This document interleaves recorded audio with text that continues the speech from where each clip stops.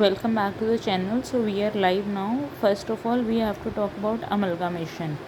Amalgamation refers to combination of two or more companies into new company, that is called amalgamation. Takeover refers to a situation when a company takes over and purchases a company without the permission of the board of directors of the acquiring company.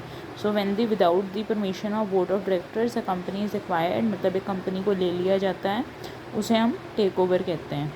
Then next we have accounting standard number 14. Accounting standard 14 दो चीज़ों से deal करता है. एक है amalgamation in the nature of merger, दूसरा है amalgamation in the nature of purchase.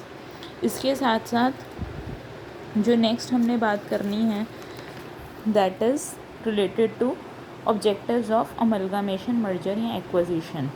क्यों किया जाता है, क्यों दो कंपनीज इकट्ठी होती हैं? सबसे पहले कंपटीशन को अवॉइड करने के लिए, दूसरी चीज़ रिसोर्सेज को कोलैबोरेट करने के लिए, इकट्ठा करने के लिए, तीसरी चीज़ to achieve large scale economies, large scale economies को अचीव करने के लिए ताकि पर यूनिट कॉस्ट हो वो कम हो.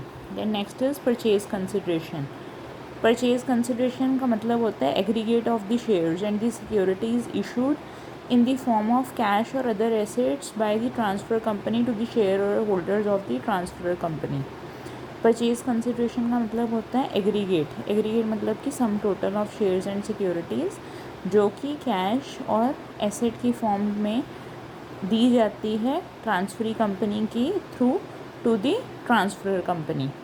फिर हमारे पास जो नेक्स्ट मेथड आता है दैट इज़, उसमें हमने बात करनी है नेट पेमेंट मेथड की. हमारे पास अकाउंटिंग स्टैंडर्ड नंबर 14 है जो नेट पेमेंट मेथड को कंसिडर करता है, जिसमें हम टोटल ऑफ शेयर्स, डिबेंचर्स और कैश को कंसिडर करते हैं जो कि ट्रांसफ़र कंपनी को देना है. फिर उसके बाद next we have net assets. Net asset का मतलब होता है aggregate value of asset taken minus aggregate value of liabilities taken. Total assets में से टोटल लाइबिलिटीज़ माइनस करेंगे तो हमारे पास नेट एसेट्स आएंगे. गुडविल. गुडविल का मतलब होता है purchase consideration minus value of assets, और यही अगर हम वैल्यू ऑफ एसेट्स में से परचेज कंसिडरेशन माइनस कर देंगे तो हमारे पास कैपिटल रिजर्व आ जाएगा.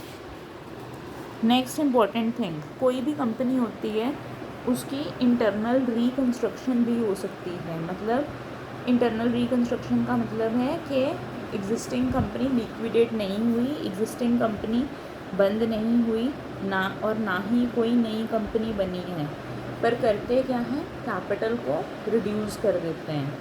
जब कैपिटल को रिड्यूस कर देते हैं तो इंटरनल रिकन्स्ट्रक्शन हो जाती है. इसमें हमें एसेट्स और लाइबिलिटीज़ को ट्रांसफ़र करने की ज़रूरत नहीं पड़ती, और अप्रूवल ऑफ ट्रिब्यूनल, जो ट्रिब्यूनल का अप्रूवल है वो हमें लेना पड़ता है. तो that is under internal reconstruction. इसके साथ साथ एक इम्पॉर्टेंट कंसेप्ट है that is surrender of shares. Surrender of shares का मतलब होता है जो शेयर्स हैं उसे हम अलॉट कर देते हैं डिबेंचर होल्डर्स को और क्रेडिटर्स को, ताकि उनकी लाइबिलिटीज़ रिड्यूस हो जाएं. सो ये जो चैप्टर है amalgamation and reconstruction of companies, this is one of the important chapters. इस चैप्टर में एक चीज़ आपको और पता होनी चाहिए, मर्जर और अमलगामेशन का डिफरेंस. मर्जर में एक कंपनी बंद हो जाती है और नई कंपनी बनती. मर्जर में एक कंपनी क्लोज हो जाती है, अब्जॉर्ब हो जाती है. अमलगामेशन में एक कंपनी और दो कंपनी दोनों इकट्ठी बन के एक नई कंपनी जब बनती है उसे हम अमलगामेशन कहते हैं.